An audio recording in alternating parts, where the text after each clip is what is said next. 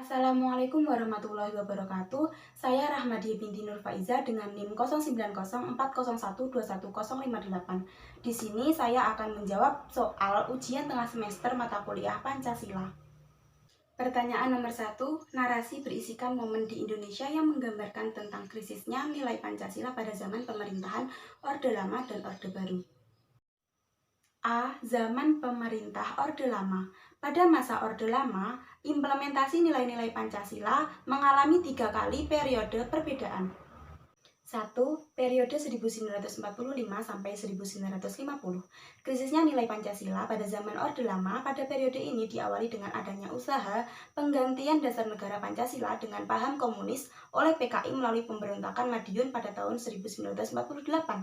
Tidak hanya itu, Darul Islam dan Tentara Islam Indonesia juga gencar merongrong keutuhan nilai-nilai Pancasila sebagai dasar negara karena mereka ingin mendirikan negara dengan dasar Islam. Pada periode ini, implementasi Pancasila terutama sila keempat tidak dapat diterapkan karena demokrasi pada saat itu adalah demokrasi parlementer, di mana presiden hanya sebagai kepala negara, sedangkan kepala pemerintahan dipegang oleh Perdana Menteri. Walaupun konstitusi yang digunakan adalah Pancasila dan Undang-Undang Dasar 1945 yang presidensial, namun dalam praktik kenegaraan sistem presidensial tak dapat diwujudkan. Yang kedua, periode 1950 sampai 1959. Pada periode ini, walaupun dasar negara tetap Pancasila, tetapi rumusan sila keempat bukan berjiwakan musyawarah mufakat, melainkan suara terbanyak atau voting. Di periode ini, sistem pemerintahannya diarahkan pada sistem liberal yang menekankan hak-hak individual. Oleh karena itu, muncullah pemberontakan RMS, PRRI, dan Permesta yang ingin melepaskan diri dari NKRI.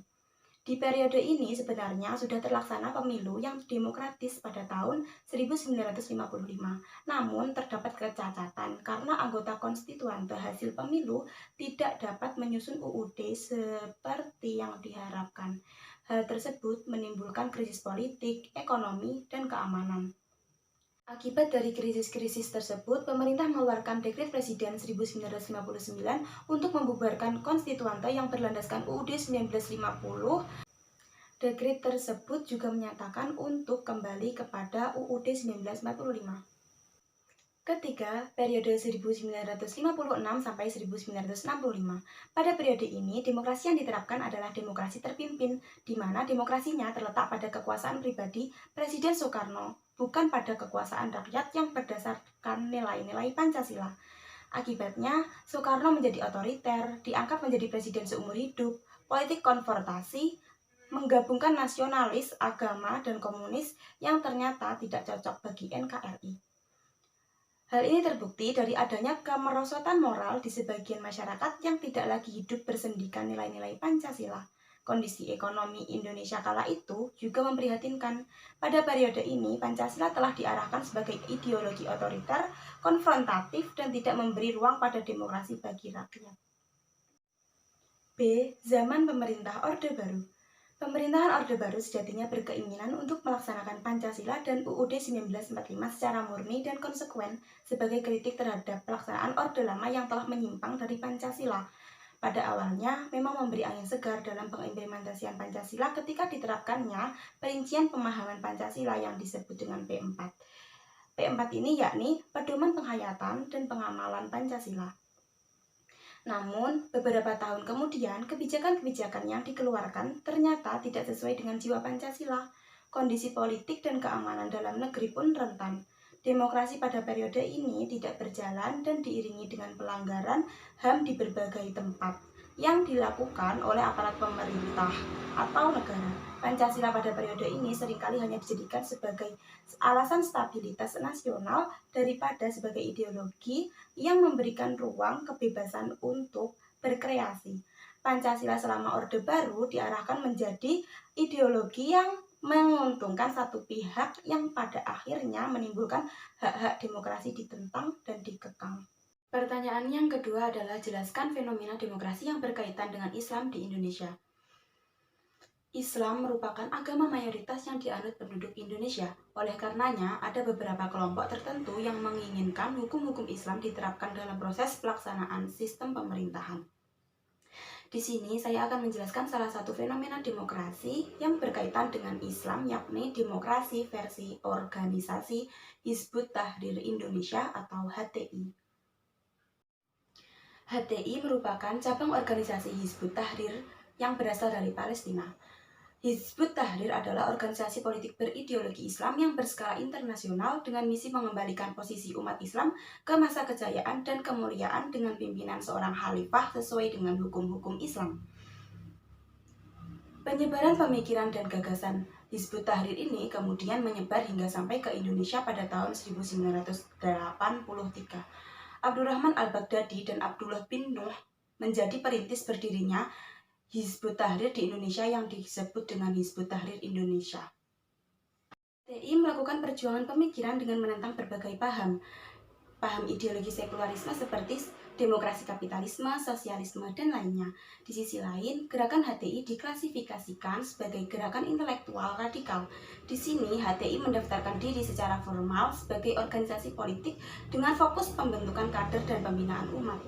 Dalam menjalankan fokus ini, HTI menentang jalannya pemilu dengan alasan karena pemilu dapat mendorong perpecahan suara umat apabila jumlah partai yang ikut serta banyak. Dari sini dapat terlihat bahwa HTI menentang demokrasi Pancasila dan menentang pemilu.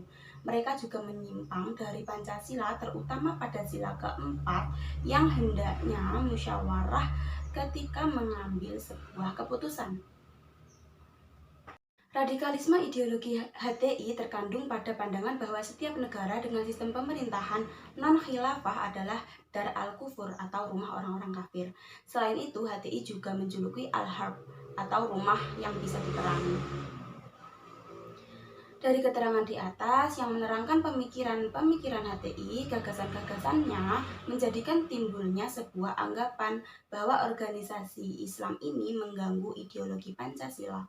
Hal ini didasarkan pada keinginan HTI agar Indonesia melakukan penggantian sistem ke arah yang lebih baik. Dari pernyataan HTI tersebut sudah jelas bahwa HTI berkeinginan untuk merubah demokrasi Pancasila yang sudah diterapkan di Indonesia menjadi demokrasi yang berlandaskan ajaran Islam. Pernyataan mereka yang ingin mengganti sistem ke arah yang lebih baik tersebut ditafsirkan sebagai keinginan mengganti Pancasila dan UUD 1945. Tentunya penggantian ini adalah penggantian secara fundamental dan sangat jelas melanggar konstitusi. Oleh karena itu, HTI pada akhirnya dibubarkan oleh pemerintah pada tanggal 19 Juli 2017. Selanjutnya pertanyaan ketiga, yakni hal yang bisa kita lakukan sebagai bangsa Indonesia untuk memberitahu mengenai identitas nasional. Yang bisa kita lakukan untuk memberitahu khalayak umum mengenai identitas nasional adalah dengan cara menyampaikan beberapa faktor pembentuk identitas nasional kita. Yang pertama adalah mengingat sejarah. Seperti yang kita ketahui, Indonesia pernah dijajah oleh negara Belanda, Eropa, dan Jepang selama kurang lebih 3,5 abad. Meskipun diterpa kesengsaraan, namun pada akhirnya bangsa Indonesia bisa memupuk semangat persatuan dan rasa kesatuan untuk melawan para penjajah agar hengkang dari Indonesia. Semangat ini secara kompak dilakukan baik oleh golongan muda maupun golongan tua. Kita harus selalu ingat sejarah mengapa bangsa kita bisa merdeka. Dengan begitu, identitas nasional kita akan tetap terjaga.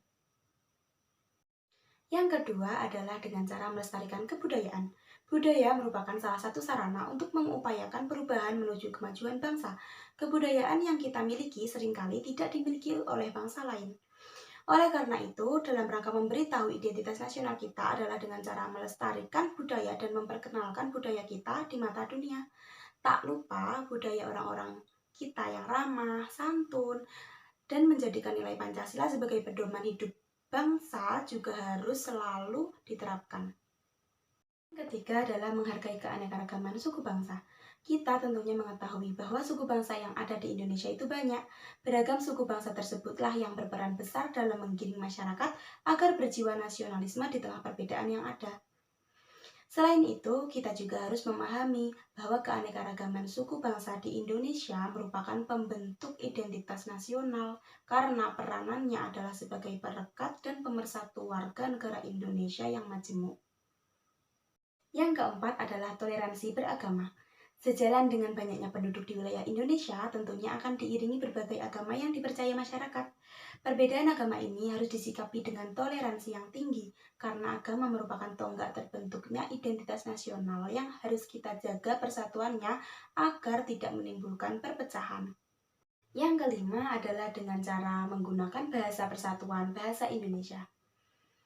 Bahasa Indonesia sebagai bahasa identitas bangsa haruslah dijaga dan digunakan dalam kehidupan sehari-hari.